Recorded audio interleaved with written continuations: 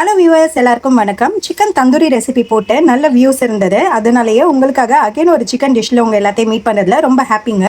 இன்னைக்கு நம்ம மதுரை ஸ்டைலில் சிக்கன் சுக்கா எப்படி பண்ணிடலாம்னு பார்த்துலாமா? வாங்க வீடியோக்குள்ள போயிடலாம். வெல்கம் டு மம்மியா சமையல். இன்னைக்கு இந்த டிஷ் செய்யறதுக்கு நான் ஒரு 300 கிராம் போன்லெஸ் சிக்கன் எடுத்திருக்கேன். நல்லா வாஷ் பண்ணிட்டு நம்ம இதை ஒரு குக்கர்ல மாத்திடலாம்.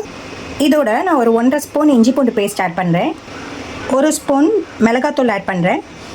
1 ஸ்பூன் மல்லித்தூள் எடுத்துக்கிறேன். தேவையான அளவு சால்ட் ஆட் பண்ணிக்கிறேன். இப்போது ஒரு 2 டம்ளர் தண்ணி ஊற்றி சிக்கனை நல்லா மிக்ஸ் பண்ணிவிட்டு நம்ம ஒரு 3 விசிலுக்கு வச்சு எடுத்துடலாம்.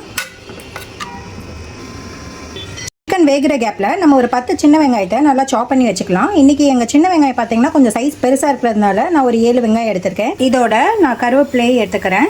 சிக்கன் நல்லா 3 விசில் அடிச்சிருச்சு.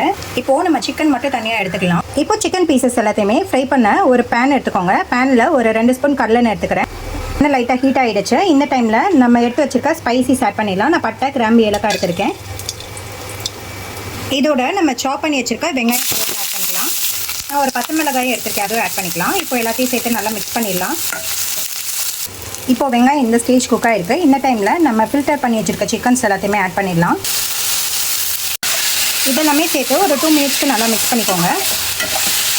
இப்போ 2 நிமிஷம் ஆயிடுச்சு. நம்ம ஆல்ரெடி குக்கரில் இருக்கிற வாட்டர் இருக்கும் இல்லையா, அந்த வாட்டரையும் இதோட ஆட் பண்ணிடலாம். இப்போ ஃபுல் ஃப்ளேமில் இந்த தண்ணியெல்லாம் வத்துற அளவுக்கு நம்ம நல்லா குக் பண்ணிக்கலாம். இப்போ நமக்கு தண்ணியெல்லாம் வற்றி வருது. இந்த டைமில் நான் கொஞ்சம் ஒரு 1/2 ஸ்பூன் மிளகு ஆட் பண்ணிக்கிறேன்.